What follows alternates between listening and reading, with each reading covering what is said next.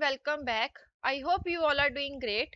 Now this is question video number 1 for chapter number 7 unit number 1. Chapter number 7 unit number 1 के सारे जो भी concepts थे वो हमने कवर कर लिए under lecture number 34 to lecture number 36. तो ये जो 3 लेक्चर्स हैं इसमें आपको सारे के सारे कॉन्सेप्ट मिल जाएंगे एंड कुछ कॉन्सेप्ट बेस्ड इलस्ट्रेशंस थी वो भी हमने सॉल्व कर लिए. आज हमारा ये है, this is part number 1 for the question videos, जिसमें हम डिस्कस करने वाले हैं हमारी इलस्ट्रेशन नंबर 11. देन उसके बाद हम कवर करेंगे practical questions, that is question number 3, question number 2, question number 4 and question number 5. This is part 1. यहाँ पर हम ये 4 क्वेश्चंस मेनली डिस्कस करने वाले हैं. बहुत ही बेसिक क्वेश्चंस है, हार्डली 30 to 40 मिनट्स में आपके सारे के सारे क्वेश्चंस हो जाएंगे. इसके बाद हमारे पास आएगा एक पार्ट नंबर 2, जिसमें हम कवर करने वाले हैं इलस्ट्रेशन नंबर 9, 10 एंड इसके बिना हमारे पास आएगा एक प्रैक्टिकल क्वेश्चन नंबर 3, जिसको हम यहाँ पर डिस्कस करेंगे. ये मेनली फाइनल अकाउंट्स के क्वेश्चंस है, जिसमें आपको फाइनल अकाउंट्स तो बनाने हैं बट बहुत ही लिमिटेड एडजस्टमेंट्स है, लाइक क्लोजिंग स्टॉक के एडजस्टमेंट एंड डेप्रिसिएशन के एडजस्टमेंट है. इसके बिना कोई भी कॉम्प्लिकेटेड एडजस्टमेंट नहीं है, इसलिए इसको हमने एक वीडियो में मर्ज कर देना है. एंड लास्टली हमारे पास आएंगे वीडियो नंबर 3, 4 एंड 5. ये जो तीनों वीडियोस हैं इसमें हम इंडिविजुअली सॉल्व करेंगे illustration number 12, illustration number 13 and एक प्रैक्टिकल क्वेश्चन है, that is practical question number 1. इसमें भी आपको फाइनल अकाउंट्स ही बनाने हैं बट इसमें बहुत ही मेजर एडजस्टमेंट्स हैं जो आपको डिटेल में सीखनी पड़ेंगी. तो यहाँ पर इनको हम ना इंडिविजुअल वीडियोस में डिस्कस करेंगे. एक वीडियो आपकी आएगी 12 के ऊपर, एक आएगी 13 के ऊपर, एक आएगी आपकी फर्स्ट के ऊपर. ठीक है, तो फर्स्ट ऑफ ऑल इस वीडियो में हम डिस्कस करने वाले हैं, हमारी सिर्फ एक इलस्ट्रेशन है, 3 क्वेश्चंस हैं. क्विकली कवर कर लेते हैं बिकॉज इसमें कुछ भी मेजर नहीं है.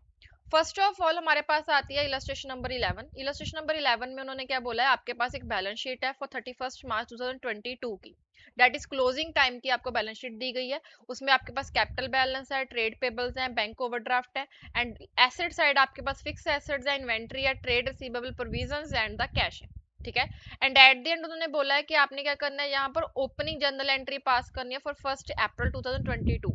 नेक्स्ट ईयर की ओपनिंग के ऊपर आप कैसे रिकॉर्ड करोगे वो आपने देखना है. तो ओपनिंग जर्नल एंट्री कैसे होती है, मेनली आप क्या करते हो, सबसे पहले जितनी भी आपके पास एसेट्स हैं, लाइक आपके पास फिक्स एसेट है, आपके पास इन्वेंट्री है, आपके पास ट्रेड रिसीवेबल है, इसका ये वाला बैलेंस दैट इज 1,88,000 वाला बैलेंस एंड उसके बाद कैश है, इन चारों को आप क्या करोगे, डेबिट करोगे. इसके बिना आपके पास कैपिटल है, ट्रेड पेबल है एंड बैंक ओवरड्राफ्ट है, इनको आप क्या करोगे, क्रेडिट करोगे. एंड यहाँ पर ना एसेट साइड आपके पास एक प्रोविजन है जो माइनस हो रही है. अगर डेबिट साइड कोई चीज माइनस होती है उसको हम क्या करते हैं, क्रेडिट करते हैं. तो यहाँ पर हम इसको भी क्या करेंगे, क्रेडिट करेंगे. तो आपने सिंपली एंट्रीज को डालना है, fix asset, inventory, trade receivable का आपको जो ग्रॉस अमाउंट है वो डालनी है. आपने ध्यान रखना है कि जो अमाउंट आप माइनस करोगे उसको आपने ऑपोजिट इफेक्ट में डालना है, that is the credit side. अगर ऐसा ही कुछ होता जो आपके क्रेडिट साइड पर होता, जैसे मान लो कि यहाँ पर आपको कैपिटल के साथ यहाँ पर माइनस करके आपको ड्राइंग्स बताई होती, तो ड्राइंग्स को आप क्या करते, डेबिट करते. आपने ग्रॉस अमाउंट के साथ ओपनिंग एंट्रीज को डालना है बिकॉज आपके वो सारे के सारे अकाउंट्स अफेक्ट हो रहे हैं. एंड उसके बिना आपके पास ट्रेड रिसीवेबल है, देन ट्रेड पेबल्स है, बैंक ओवरड्राफ्ट है, कैपिटल है एंड यहाँ पर आपके पास कैश है. तो this is the very simple question जिसमें आपको सिंपली क्या करना है, ओपनिंग जर्नल एंट्री डालनी थी. डन.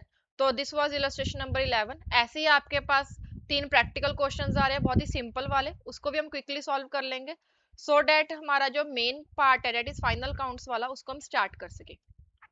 यहाँ पर आपके पास है practical question number 2. First question में आपके पास मल्टीपल एडजस्टमेंट्स हैं, इसलिए इसको हम यहाँ पर डिस्कस नहीं कर रहे. हम फर्स्ट ऑफ ऑल इजी वाले क्वेश्चन सॉल्व करेंगे, उसके बाद हम कॉम्प्लिकेटेड के साथ स्टार्ट करेंगे. स्टार्ट करते हैं हमारा practical question number 2 from test your knowledge. First of all जहाँ पर उन्होंने बताया Sen Gupta and company employs a team of 8 workers. यहाँ पर उनके पास टोटल वर्कर्स कितने हैं, टोटल वर्कर्स हैं 8. ठीक है, एंड उन्होंने बोला है who were paid 30,000 per month each, मतलब कि सभी को हम क्या करते हैं 30,000 ईच के हिसाब से, मतलब कि 8 वर्कर्स हैं तो 30,000 के हिसाब से हम उनको पे कर रहे हैं. तो उनकी सैलरी कितनी है, फर्स्ट ऑफ ऑल 30,000 है, दैट इज पर मंथ. हर एक की सैलरी 30,000 पर मंथ है, तो टोटल सैलरी 30,000 को हम 8 के साथ मल्टीप्लाई करके निकालेंगे, that is your total salary. That is for the year ending 31st March 2021. This is for the period 31st March 2021. Done. At the start of the financial year 2021-22, that is 31st March 2022 का जो financial year जब start हुआ, the company raise the salary by 10% that is 33,000 per month each. तो इसका मतलब क्या है कि this is a salary for 31st March 2021, 2021-22 that is for the 31st March 2022 आपकी सैलरी कितनी हो गई है, सैलरी इज ₹33,000 पर मंथ, मतलब कि सभी की सैलरी में 10% का क्या हो गया है, इंक्रीमेंट हो गया। डन। इसके बाद उन्होंने बोला है on 1 October the company hire 2 employees, 2 trainees को उन्होंने हायर किया at a salary of 21,000 per month each. तो इसका मतलब क्या है, यहाँ पर आपके पास ट्रेनीज है, ट्रेनी कितने हैं, डेट इज 2, एंड उनकी सैलरी कितनी है ट्रेनीज की, date is 21,000 rupees, 21,000 per month. Done. इसके बाद उन्होंने नेक्स्ट बताया है the company the workforce are paid on the first working day of the every month 1 month in arrear. 1 month in arrear का मतलब क्या है कि लेट्स सपोज उन्होंने 1 मार्च की सैलरी पे करनी है, उन्होंने मार्च की सैलरी पे करनी है, मार्च मंथ की सैलरी पे करनी है, तो उसको वो क्या करेंगे, जब मार्च मंथ कंप्लीट हो जाएगा नेक्स्ट मंथ के फर्स्ट को पे करेंगे, दैट इज 1 अप्रैल को। ऐसे ही अगर उन्होंने अप्रैल मंथ की सैलरी पे करनी है, अप्रैल मंथ की सैलरी कब पे करेंगे, जब अप्रैल मंथ निकल जाएगा, उनका 1 महीने का एरर हो जाएगा अप्रैल मंथ का कंप्लीट, उसके बाद 1 मई को वो क्या करेंगे, अप्रैल की सैलरी पे करेंगे। ठीक है, so that the employ receive their salary for the January, इन्होंने वही चीज बता दी, जनवरी मंथ की salary for the first working day of the February, that is जो जैन मंथ है, जनवरी मंथ की सैलरी उनको कब मिलेगी, 1 फेब को मिलेगी। अभी यहाँ पर उन्होंने क्या बोला, you are required to calculate, यहाँ पर हमने क्या कैलकुलेट करने, हमने सिंपली कैलकुलेशंस करने, जहाँ पर कोई भी फाइनल अकाउंट्स नहीं बनने, तो जो भी हमने कंसेप्ट लेक्चर में कवर किए उनको हमने यूज करना है यहाँ पर। ठीक है, हमारे पास है सबसे पहले amount of salaries which would be charge to profit and loss account for the year ending 31st March 2022। इस साल में दैट इज 2021-22 में टोटल सैलरी हम कितनी P&L में चार्ज करेंगे। अभी यहाँ पर आप देखो, हम यहाँ पर ना इस क्वेश्चन को समझते हैं। देखो सबसे पहले उन्होंने क्या बोला कि आपकी जो सैलरी होती है दैट इज जो 1 जैन की सैलरी है that is paid on 1 Feb.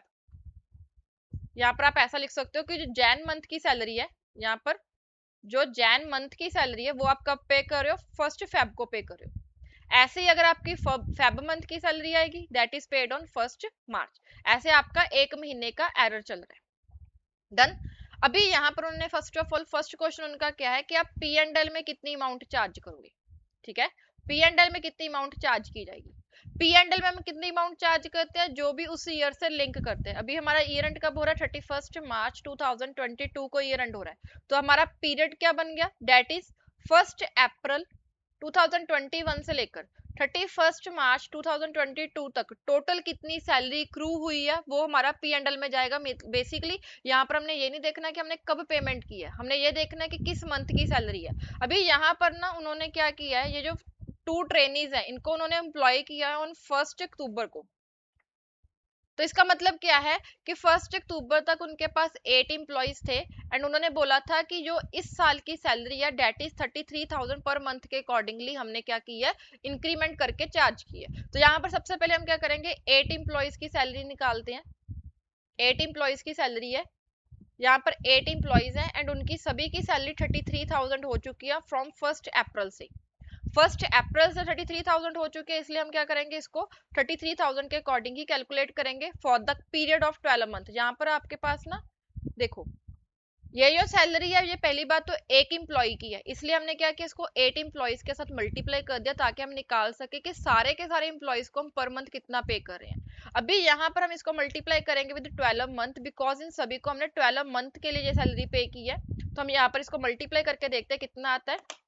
तो this is 33,000 multiply by 8 to calculate the total salary per month, multiply by 12 to calculate the total salary of the year, that is 31,68,000। Clear है, आपको ये clear हुआ कि क्यों हमने 8 के साथ मल्टीप्लाई किया एंड क्यों हमने 12 मंथ के साथ मल्टीप्लाई किया, बिकॉज उन्होंने बोला कि आपने क्या निकालना है कि P&L में आप कितनी चार्ज करोगे।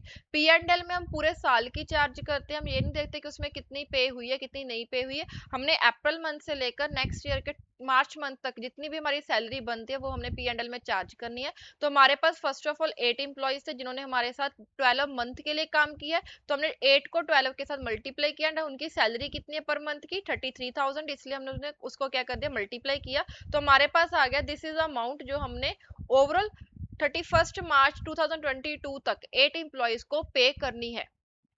इसके बिना हमारे पास क्या है, दो ट्रेनीज हैं। तो यहाँ पर हम क्या करेंगे, इन दो ट्रेनीज की सैलरी निकालेंगे। इनकी सैलरी कितनी है 21,000 पर मंथ ईच। अभी इन्होंने कितने मंथ के लिए काम किया, इन्होंने किया है अक्टूबर से लेकर मार्च तक, तो अक्टूबर नवंबर दिसंबर जनवरी फरवरी मार्च, तो दिस इज 6 मंथ सैलरी। तो यहाँ पर हम क्या करेंगे, इसको 6 मंथ के साथ मल्टीप्लाई कर देंगे। अभी यहाँ पर इनके पास टोटल कितना आ गया, this is 21,000 multiply by 2, that is total salary of 2 employees into 6, that is total salary of overall period, that is 2,52,000। अभी यहाँ पर हमारे पास कितना आ गया टोटल, that is +13168,000, तो दिस इज 34,20,000। क्लियर हुआ कैसे निकला? बिकॉज पी एंड एल में हम ये नहीं देखते कि आपने कितनी पे की है कितनी पे नहीं किया, तो हमने वो चीज को इग्नोर किया, उस स्टेटमेंट को इग्नोर किया जहां पर उन्होंने बोला है कि हमने अप्रैल मंथ की सैलरी मई में पे की है या फिर जैन की सैलरी हमने फेब में पे की है। कब हमने पे किया उस चीज को हमने इग्नोर किया, हमने सिंपली देखा कि उनकी टोटल सैलरी बन कितनी रही है इस पर्टिकुलर पीरियड की, वो हमारी क्या हो जाएगी पी एंड एल में चार्ज हो जाएगी। डन। इसके बाद सेकंड क्वेश्चन उनके पास था, that is the amount actually paid as a salary for the year 2021-22। अभी यहाँ पर हमने देखना है कि उनको एक्चुअल में कैश में कितनी पेमेंट मिली है, कितनी हमने उनको पेमेंट की है। तो पेमेंट के केस में ना हमारी थोड़ी सी कैलकुलेशन में चेंजेस आएंगे। कैसे, देखो जो हमारी देखो 2021 था एक, जिसमें उनकी सैलरी कितनी थी ₹30,000 पर मंथ, राइट। एंड 2021-22 में उनकी सैलरी कितनी होगी, that is 33,000 with 10% increment, right. And यहाँ पर हमारे पास दो इंप्लॉइज ऐसे भी थे जिनकी सैलरी कितनी है 21,000। अभी यहाँ पर हम 2020-21 की सैलरी को क्यों कंसीडर कर रहे हैं, because of that error of 1 month. अभी यहाँ पर आप समझो कि उन्होंने क्या बोला कि आपने 2021-22 में एक्चुअल में कितना कैश पे किया है, तो इसका मतलब क्या है कि हमने देखना है कि एक्चुअल में इस पीरियड में 1 अप्रैल 2021 से लेकर 31 मार्च 2022 तक एक्चुअल में कितनी पेमेंट हुई है। हमने यहाँ पर ये नहीं देखना कि वो किस मंथ की, हमने देखना है कि कितनी अमाउंट हमने पे की है। तो यहाँ पर आप समझो, सबसे पहले यहाँ पर उन्होंने क्या किया होगा, देखो सबसे पहले उन्होंने क्या किया है, उन्होंने 1 अप्रैल 2021 को 1 अप्रैल 2021 को क्या किया होगा, मार्च 2021 की सैलरी पे की होगी। क्यों, बिकॉज मार्च की सैलरी कब जानी है, अप्रैल में जानी है। तो जो जो पिछले साल की मार्च मंथ की सैलरी है वो इस साल के 1 अप्रैल को गई होगी। कितनी सैलरी गई होगी, दैट इज 8 एम्प्लॉइज की एज पर 30,000 पर मंथ। एक महीने की सैलरी है, 8 एम्प्लॉइज को पे की है। उस टाइम पर उनका रेट क्या चल रहा था, 30,000 का चल रहा था, बिकॉज जो 33,000 का रेट है वो 1 अप्रैल को चेंज हुआ है। तो जो अप्रैल मंथ की सैलरी है वो 33,000 से काउंट होगी, जो लास्ट ईयर के मार्च मंथ की सैलरी है उसको हम 30,000 से ही काउंट करेंगे। इसलिए यहाँ पर हमारे पास कितनी आ गई 30,000 इंटू 8, तो दिस इज 2,40,000 की सैलरी तो हमें उनको 1 अप्रैल को पे की है, that is belonging to March 2021, right. उसके बाद उनको हमने क्या किया है, नेक्स्ट जो हमारे पास देखो अप्रैल मंथ की सैलरी हमने पे की होगी मई में। यहाँ पर आप ना एक वर्किंग समझो, आपने फर्स्ट ऑफ ऑल मार्च की सैलरी जो पे की है वो आपने 1 अप्रैल को पे की है। ऐसे ही आपने अप्रैल की सैलरी कब पे की होगी, 1 मई को। देन मई की सैलरी आपने क्या कब पे की होगी, 1 जून को। देन जून की सैलरी आपने कब पे की है, 1 जुलाई को। देन जुलाई की सैलरी आपने पे की है 1 अगस्त को। देन अगस्त की सैलरी आपने पे की है 1 सितंबर। देन सितंबर की ऑन 1 अक्टूबर, अक्टूबर की ऑन 1 नवंबर, एंड देन नवंबर की 1 दिसंबर को, राइट। ऐसे ही आपके पास आया होगा December month, that is on 1 Jan, then Jan की ऑन 1 फेब, एंड फेब की ऑन 1 मार्च, एंड मार्च की अगेन आपने क्या किया होगा नेक्स्ट 1 अप्रैल को पे की होगी। तो यहाँ पर आपने देखो पिछले साल की 1 अप्रैल को आपने पेमेंट की है, एंड इस साल के जो मार्च की सैलरी है आप वो 31 मार्च के बाद पे करने वाले, वो दैट इज योर पेबल। तो यहाँ पर आपने एक तरह से ये जो फर्स्ट इतने मंथ की सैलरी है ये आपने एक्चुअल में पे की है, ये आपने पे नहीं की है, this is your payable, that is after 31st मार्च आपने पे किया, that is why it is your payable. तो अभी आपकी जो ये मार्च मंथ था, इस मार्च मंथ को उनकी सैलरी कितनी थी, उन सभी की सैलरी थी 30,000, राइट।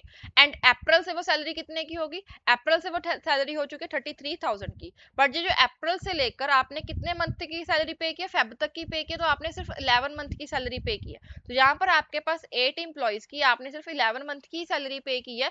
जो 12th मंथ की सैलरी थी वो आपने 31st मार्च के बाद पे की है। इसलिए यहाँ पर 33,000 की कैलकुलेशन सिर्फ और सिर्फ हम क्या करेंगे, 11 मंथ के लिए ही करेंगे। एक मंथ की उन्होंने पिछले साल की सैलरी पे की है एंड इस साल की उन्होंने सिर्फ 11 मंथ की सैलरी पे की है। तो यहाँ पर हम क्या करेंगे, 33,000 into 11 into 8, this is 229,04,000, done. And अभी हमारे पास ये जो थे, ये तो 8 एम्प्लॉइज थे, इनकी प्रीवियस मंथ की सैलरी होगी एंड करंट ईयर की सैलरी होगी। अभी नेक्स्ट हमारे पास आते हैं 2 ट्रेनी। अगेन उनके केस में भी सेम हो रहा है कि हमारे पास 2 ट्रेनीज है, उनको हमने 21,000 ही पे किया है सारे साल, बट यहाँ पर उनको अक्टूबर में हमने हायर किया था। अक्टूबर की सैलरी कब आ रही है, नवंबर को, then December, then January, then February and then March. And जो मार्च मंथ की सैलरी है इनके केस में भी हम अप्रैल में ही पे करेंगे, तो यहाँ पर ये पेबल ही रहने वाले। तो आपकी एक्चुअल में कितने मंथ की सैलरी गई है, यहाँ पर 5 मंथ की सैलरी गई है, तो इसलिए हम यहाँ पर इसको 5 से मल्टीप्लाई करेंगे, 21,000 इंटू 2 इंटू 5, तो दिस इज 2,10,000। अभी आप यहाँ पर इसका अगर टोटल लगाते हो तो दिस इज 2,40,000 प्लस 29,04,000 प्लस 2,10,000, तो दिस इज 33,54,000। तो this is the actual amount जो आपने कैश में पेमेंट की है। ये जो थी this was 34,20,000, this is amount जो आपकी करंट ईयर से बिलोंग करती है। इसमें से कुछ पार्ट पे हो चुका है, कुछ पार्ट पे नहीं हुआ है। अभी यहाँ पर आपकी एक्चुअल में जो कैश पेमेंट हुई है दैट इज 33,54,000। अभी लास्टली उन्होंने क्या बोला है, that is the outstanding salary क्या है, जो मार्च मंथ की सैलरी है that is on 31st March 2022 को आपकी कौन सी सैलरी पेबल होगी, that is for the month of March.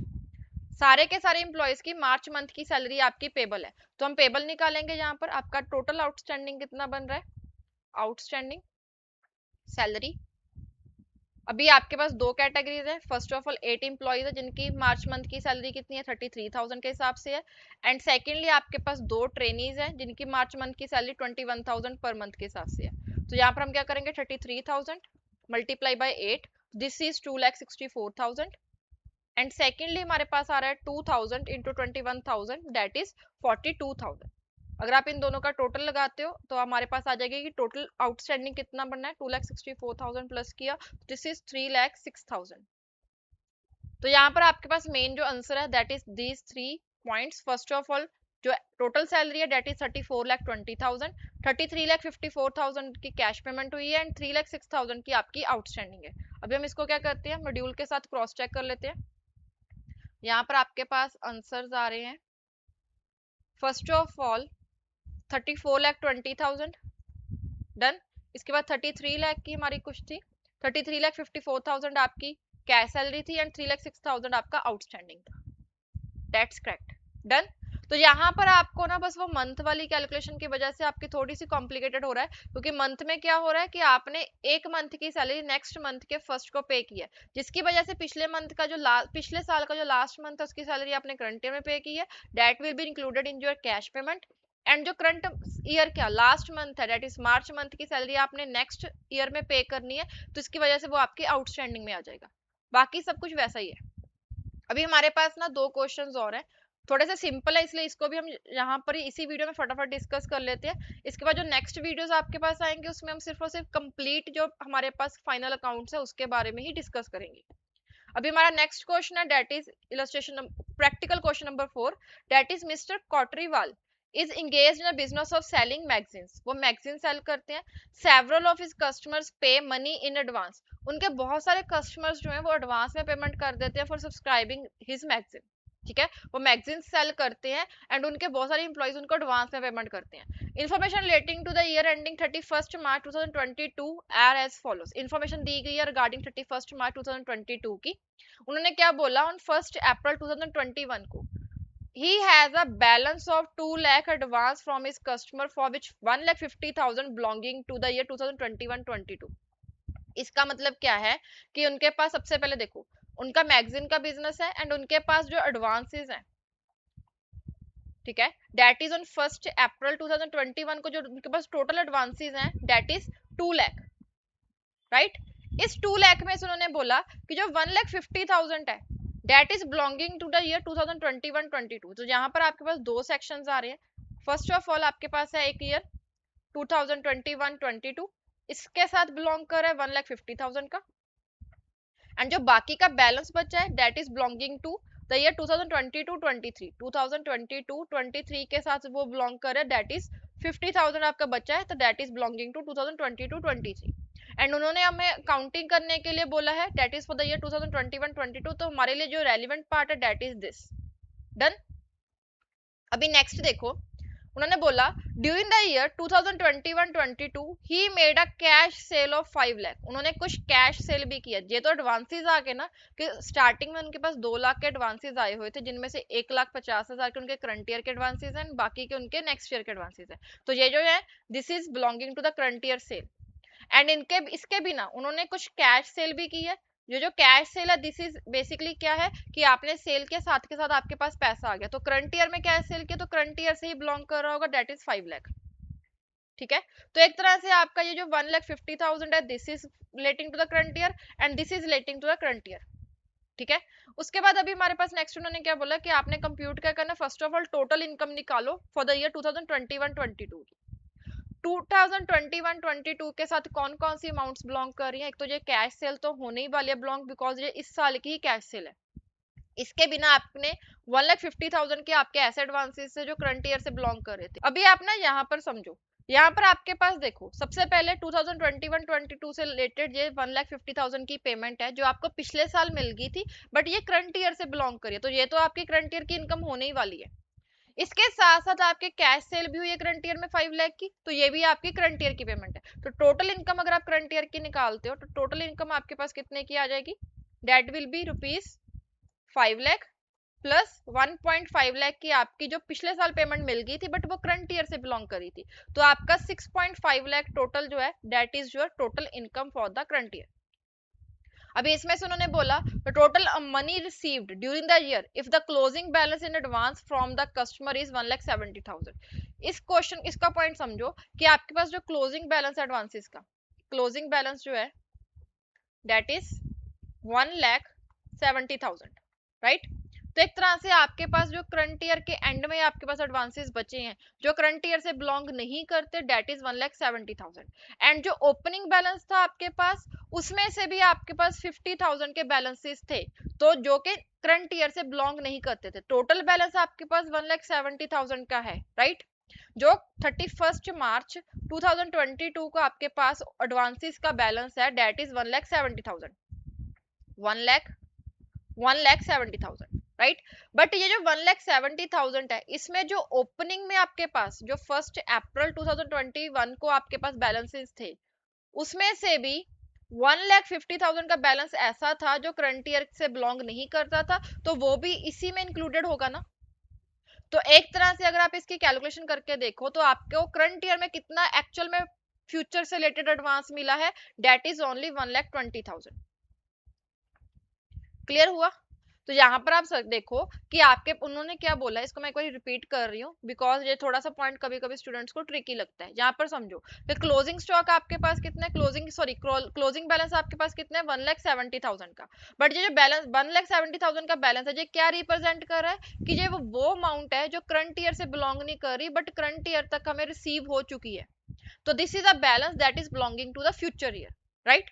अभी यहाँ पर ओपनिंग में भी ऑलरेडी आपके पास 50,000 का एडवांस रिसीव हो चुका था, तो एक तरह से आपको जो 1,70,000 है इसमें 50,000 की ये अमाउंट भी इंक्लूडेड होगी बिकॉज ये भी करंट ईयर से बिलोंग नहीं कर रही थी पर करंट ईयर में से पहले ये रिसीव हो चुकी थी, तो ये क्या है ये 1,70,000 में इंक्लूडेड होगी। तो एक्चुअल में आपका जो एडवांस है दैट इज 1,20,000 ही है जो करंट ईयर में रिसीव हुआ है बट करंट ईयर से बिलोंग नहीं कर रहा, वो फ्यूचर ईयर की पेमेंट है that is this is your pre payment.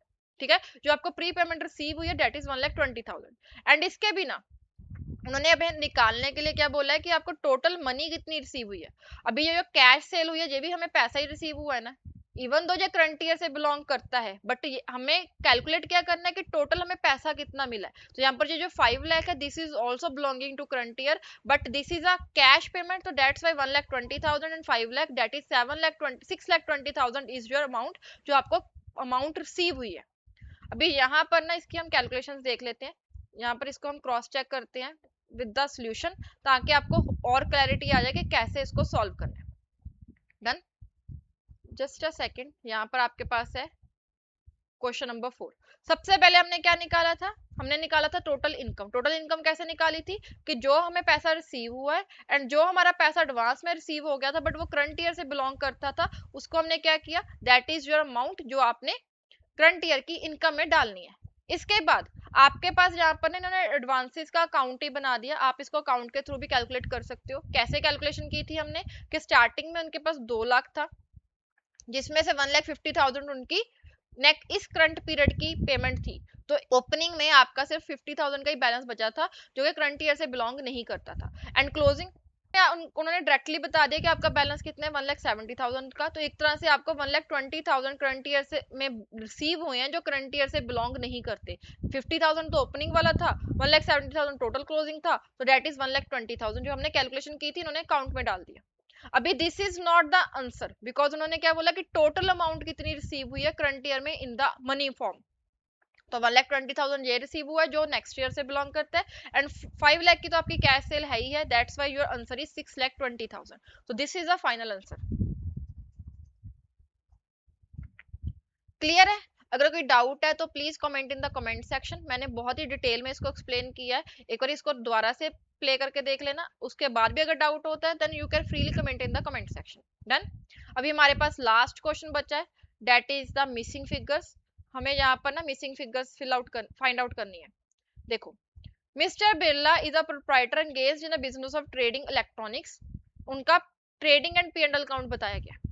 यहाँ पर आपके पास ना बहुत सारी जैसे डी, सी, एफ, डी, ई, बी, ये सारी अमाउंट्स उन्होंने क्या किया, मिसिंग अमाउंट्स दिए एंड उसके भी उन्होंने बोला है कि जो कमीशन चार्ज किया गया है that is eight the rate of 10%। Next है हमारे पास सेलिंग एक्सपेंसेस जिसकी अमाउंट है 1% ऑफ द टोटल सेल्स। ठीक है, यहाँ पर हमें सेलिंग एक्सपेंसेस फाइंड आउट करने हैं, उसके बाद उसके बेसिस पर टोटल सेल्स आ जाएगी। And lastly you are required to compute the missing figures. हमें 1 बाय 1 मिसिंग फिगर्स निकालनी है। अब इस क्वेश्चन को हमने स्टार्ट कहाँ से करना है, पहले सबसे पहले देखो हमें क्या क्या दिया गया है। हमें कॉस्ट ऑफ गुड्स सोल्ड दिया गया है, देन हमें रेंट की अमाउंट दी गई है, उसके बिना हमें ऑफिस एक्सपेंसेस दिए गए हैं। ठीक है, एंड यहाँ पर हमने सारी की सारी बाकी फिगर्स निकालनी है। एंड एक हमें दिया गया है कमीशन टू मैनेजर, एंड इसमें भी उन्होंने बताया है कि जो कमीशन है that is net profit before charging such commission, means इस बेसिस पर मैनेजर को कमीशन दिया गया दैट इज 2 लाख रुपीस। अभी यहाँ पर देखो कैलकुलेशन स्टार्ट कैसे होगी। सबसे पहले देखो यहाँ पर उन्होंने क्या बोला कि कमीशन जो है that is charge at the rate 10%, and जो कमीशन दिया गया है that is 2 lakh rupees, and commission जो दिया गया है that is net profit before charging such commission. तो यहाँ से हम क्वेश्चन को स्टार्ट करेंगे बिकॉज यहाँ पर हमारे पास मेजॉरिटी इन्फॉर्मेशन है। कमीशन जो हमें दिया गया है that is on to the manager, commission की अमाउंट कितनी है, डेट इज रुपीज 2 लाख। ये जो 2 लाख रुपीज है ये निकाले कैसे गए हैं, हमने नेट प्रॉफिट के ऊपर डायरेक्टली 10% लगाया होगा, देन हमारे पास क्या आया होगा 2 लाख। यहाँ पर नेट प्रॉफिट नहीं लिखेंगे हम, यहाँ पर लिखेंगे profit because this is before charging such commission, right. तो हमारी जो कैलकुलेशन होती है वो कैसे होती है कि हम जो भी हमारा प्रॉफिट होता है बिफोर चार्जिंग सच कमीशन, मतलब क्या है कि यहाँ तक इस कमीशन को चार्ज करने से पहले जहां तक का जो प्रॉफिट है इन सारे एक्सपेंसेस को माइनस करने के बाद, इन सारी इनकम्स को ऐड करने के बाद जो आपका प्रॉफिट आया होगा, उस प्रॉफिट के ऊपर उन्होंने क्या किया है, उस प्रॉफिट का उन्होंने 10% किया, देन उनको 2 लाख का कमीशन मिला। अभी यहाँ से हमारा प्रॉफिट की अमाउंट आ जाएगी ना, that is 2 lakh multiply by 100 into 10। तो दिस इज द कैलकुलेशन। यहाँ पर हम क्या करेंगे, 2 लाख मल्टीप्लाई 100 डिवाइडेड बाय 10, तो दिस इज 20 लाख। तो एक तरह से यहाँ पर आपका जो प्रॉफिट है that is before charging such commission, that is profit before commission. Profit before commission मतलब कि जहां तक का जो प्रॉफिट है इस पॉइंट तक का जो प्रॉफिट है डेट इज 20 लाख। इसमें से आप 2 लाख माइनस करोगे तो आपका एक ही अमाउंट कितनी आ जाएगी, डेट इज 18 लाख। आपका टोटल प्रॉफिट था 20 लाख का, उसमें से 2 लाख अगर आपने मैनेजर को कमीशन दे दिया तो आपके पास बैलेंस कितना बचा, 18 lakh. That is the amount of A. इसीलिए यहाँ पर इन्होंने ए बोला है, बिकॉज यहाँ से आपका क्वेश्चन स्टार्ट होगा। अभी ए आपकी सॉल्व हो चुकी है, इसके बेसिस पर हमने क्या करना है, बी को सॉल्व करना है। बी कैसे निकलेगा, देखो यहाँ पर ना हमें टोटल दिया गया है 60 लाख, बट यहाँ पर उन्होंने बोला है कि this is a point number G, but इसको हम डायरेक्टली यहाँ पर सोच सकते हैं ना कि दिस इज 60 लाख। तो अगर आपके पास टोटल दोनों साइड, एक साइड का टोटल है तो इसका हमें पता है कि पी एंड एल का जो टोटल होता है वो मैच करता है जो बैलेंसिंग फिगर होती है, that is a net profit. जो नेट प्रॉफिट हमारे पास आ चुका है, अभी हमारे पास टोटल है 60 लाख, जिसमें से 18 लाख का आपका नेट प्रॉफिट है, 2 लाख का आपके पास कमीशन टू मैनेजर है। उसके बिना यहाँ पर आपके पास रेंट की अमाउंट भी है, आपके पास ऑफिस एक्सपेंसेस भी है। तो अगर आपके पास टोटल अमाउंट है एंड उसमें से बाकी सारी फिगर्स हैं, तो एक फिगर्स तो बाहर तक निकल सकती है ना। तो वैसे यहाँ पर हम निकालेंगे 60 लाख में से आप ना रिवर्स में जो भी जो अमाउंट्स आपके पास गिवन है, आप सारी की सारी अमाउंट्स को माइनस करोगे तो आपके पास सेलिंग एक्सपेंस आ जाएगा। तो 60 लाख माइनस 18 लाख आपने अभी कैलकुलेट किया, इसके बिना आपके पास 2 लाख का कमीशन था, 26 लाख का आपके पास रेंट था एंड ऑफिस एक्सपेंसेस तो 13 लाख की, तो दिस इज 1 लाख। तो आपके एक तरह से सेलिंग एक्सपेंसेस जो आ रहे हैं दैट इज 1 लाख। ये तो बहुत ही सिंपल है ना, कुछ भी नहीं है। आपके पास देखो, आपको एक साइड का टोटल दिया हुआ है, दूसरी साइड का टोटल हमें पता है कि दूसरी जो भी हमारा क्रेडिट साइड का टोटल है उसके इक्वल होगा हमारे डेबिट साइड का टोटल। तो हमें टोटल पता है दैट इज 60 लाख। हमने ए अमाउंट को दैट इज नेट प्रॉफिट को निकाल लिया based on our first point that is commission to manager. बाकी सारी की सारी फिगर्स दी हुई थी, तो इसके बेसिस पर हमारे सेलिंग एक्सपेंसेस आ गए 1 लाख की। तो अभी तक हमने दो कैलकुलेशंस की हैं, फर्स्ट वन इज हमने नेट प्रॉफिट निकाला, सेकेंडली हमने सेलिंग एक्सपेंसेस निकाल ली, एंड इसके साथ साथ हमारा जो जी पॉइंट है उसका भी 60 लाख का बैलेंस आ गया। डन। अभी यहाँ पर उन्होंने सेकंड इन्फॉर्मेशन हमें दी थी कि जो सेलिंग एक्सपेंसेस है that is equal to 1% of the total sale. तो जो ये सेलिंग एक्सपेंसेस है that is 1 lakh, this is जो 1 लाख है ना, this is equals to sales का 1%। तो यहां से हमारा क्या निकल जाएगा, सेल्स निकल जाएगा, that is point number C. तो सेल्स कैसे निकलेगी, 1 lakh divided by 1%। This is basic mathematics, ठीक है। तो यहाँ पर हमारे पास 1 लाख डिवाइडेड बाय 1% किया तो this is 1 crore, this is 1 CR। तो सेल्स हमारी आ गई 1 CR की। अभी यहाँ पर हमारा सी पॉइंट हो चुका है। सी पॉइंट क्या है, सेल्स है। सेल्स हमारे पास 1 CR के, उसमें से कॉस्ट ऑफ गुड सोल्ड हमारे पास डायरेक्टली 45 लाख का दिया हुआ है। तो 1 CR में से अगर आप 45 लाख माइनस करते हो, दिस इज 55 लाख। तो ये तो हम जैसे नॉर्मली कैलकुलेशन करते हैं सेल्स में से, हम अपने क्रेडिट साइड में से डेबिट साइड माइनस करके हम अपना जीपी निकालते हैं, तो ये तो वैसे ही निकलने वाला है। अगर आपके पास जहां पर डी अमाउंट आ गई, तो यहाँ पर आपका जो टोटल है that will be equals to 1 CR। तो यहाँ पर एफ पॉइंट भी आपका कितना आ जाएगा, 1 CR आ जाएगा। अभी आपके पास अगर यहाँ पर देखो, ये जो प्रॉफिट है दिस इज डी, यही प्रॉफिट यहाँ पर आता है ना, तो यहाँ पर भी हम क्या करेंगे, यहाँ पर भी हम 55 लाख लिख देंगे। तो आपकी कौन सी अमाउंट बची है, that is just this E point. E point कैसे निकलेगा, अगेन जैसे हमने डेबिट साइड का किया था वैसे क्रेडिट साइड करेंगे। हमारे पास टोटल है 60 लाख का, जिसमें से एक फिगर की अमाउंट कितनी है, 55 लाख की। तो 60 लाख में से अगर आप 55 लाख माइनस करते हो तो दिस इज 5 लाख। तो ये जो ई की amount that is miscellaneous income हमारे पास कितनी आ जाएगी, 5 लाख की आ जाएगी। तो ऐसे आपने क्या करना है, क्वेश्चन को सॉल्व करना है, ठीक है। मोस्टली ऐसे क्वेश्चन में ना आपकी स्टार्टिंग वहीं से होती है जहां पर आपको ए अमाउंट दी होती है।